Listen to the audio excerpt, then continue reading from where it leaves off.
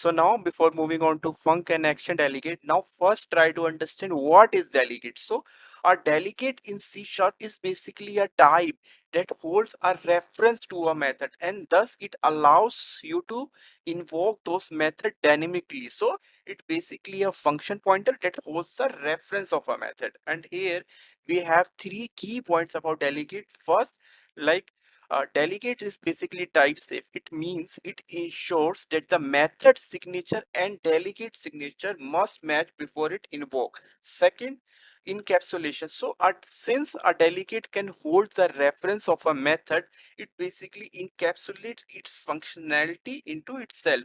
Third, multicast. So since delegate can reference multiple methods, and hence calling our delegate can invoke multiple methods sequentially. So this is called multicasting. So now let's see a simple example. Here I have declared a delegate named some delegate of type delegate, which returns integer type, and it takes two integer input parameter, that is x and y. So since we have a delegate declared, it going to refer to a method that has the same signature. So here if you can see, we have a method called sum.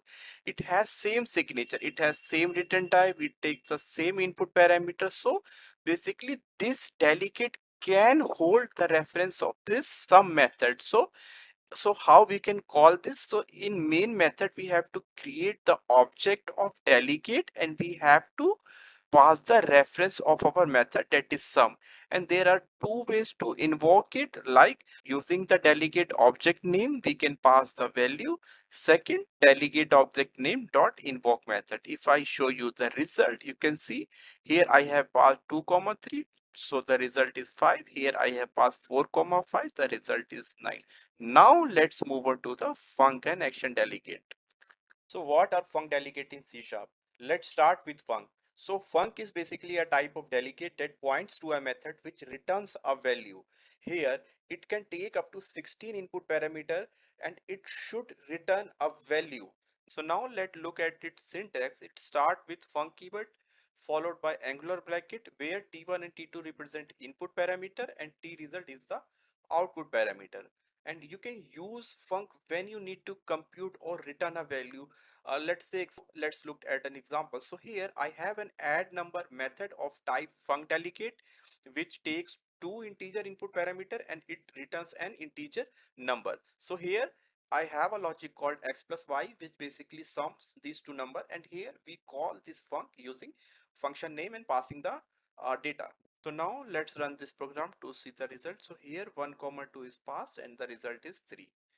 So along with func delegate, we have also something called action delegate.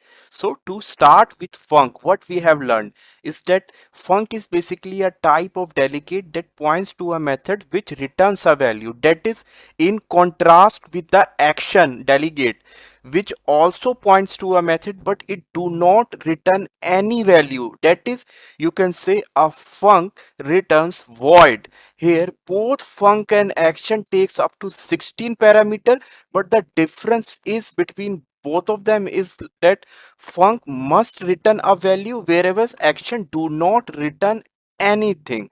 So that is the biggest difference. And so now for the use case of both, func we already learned that to compute or return any value like calculating total or transformation, you can use func. But for action, you use it when you need to perform an action without waiting for an output. That is like logging, like on each step we have to log something. Okay, so that is the use case. Now looked at their coding example like I mentioned for func. So here I have a method called add numbers using action, which is of type action delegate, which takes two input integer parameters x and y, and in return it just print the sum of those onto the console, and I called that method using function name and passing the input parameters. Now let me run this program to show you again the result of both of these methods.